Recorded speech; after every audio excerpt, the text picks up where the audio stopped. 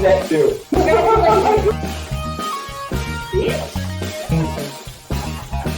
And spin. How are you?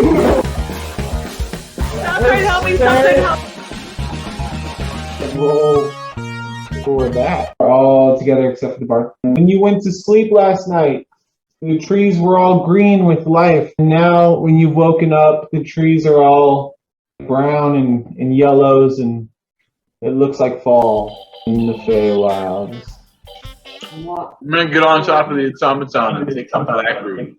I gotta have my morning room. Can I sense town? You do not sense a town nearby. Climb the nearest tree, look around. Oh, shit, Hazel.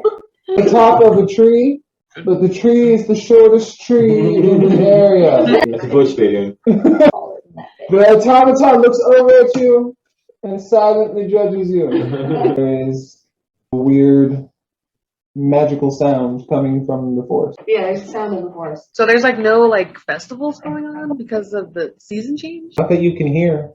Do a nature check. You know from experience that the seasons change rapidly. There is a good chance that winter is coming. So you can tell that it's coming from your west. I'm gonna go west. You're a plant person. Skipping behind her. Climb the next tallest bush and follow.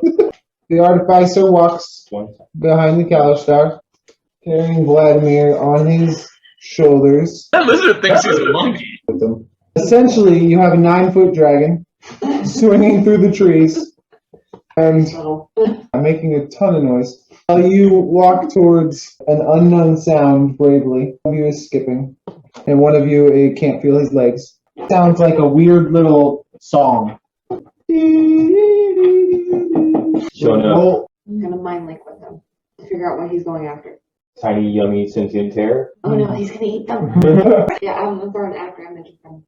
I don't stop. Suddenly a Kalishtar in front of you, and you run through it. So everybody sprints ahead.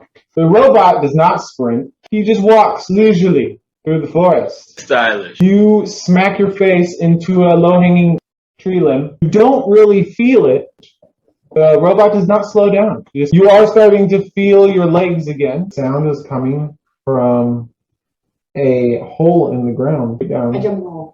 And I had to have gotten there tears first. Past you. So, I mean, you gotta tell me what's in there so I gotta know if I gotta grab her or not. Okay, so you see nothing but darkness all the way down. Oh yeah, I let her go. Either way, she's just gonna shoot me. I do jump in right after her though. So No! You guys are falling for 2 turns. The robot has not jumped in. Like a horn in the distance in front of you. And the black root has worn off. What kind of horn? Like a honk from a giant goose. Okay, so you look down into the hole. I'm not going in there because that's a trap. I could really use another projectile. Suddenly shamble forward zombies, but made of plants. These shambling creatures look like they're in their autumn phase. Artificer below you throws a small ball over towards the shambling creatures. The one closest to us claps against my metal and doesn't do anything. Whip one of them in the face then. Be like, how do you like that shit? It cuts his face in half, and it falls like open, but then just kind of like these tendrils shoot out and like reassemble it. The other 2 lunge across the hole, and one of them makes it. It's like, stop it mid-hole and just let it fall.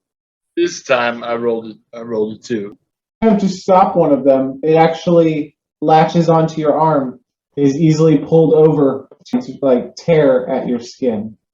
All that I threw last turn suddenly triggers, starts to spin, and explodes. Completely obliterates the other one that's on the other side. The pieces all fly into the hole. Salad. Go ahead and inflict wounds. Necrotic damage. A hilarious paladin you are. And it starts to deteriorate even faster than it already was. It's into a pile of sticks and melted plant matter. The barbs of the whip thing are still embedded in your skin. Expect it for possible use as a weapon. Thorns have magical properties. When you use the whip in that hand, you do +3 in damage.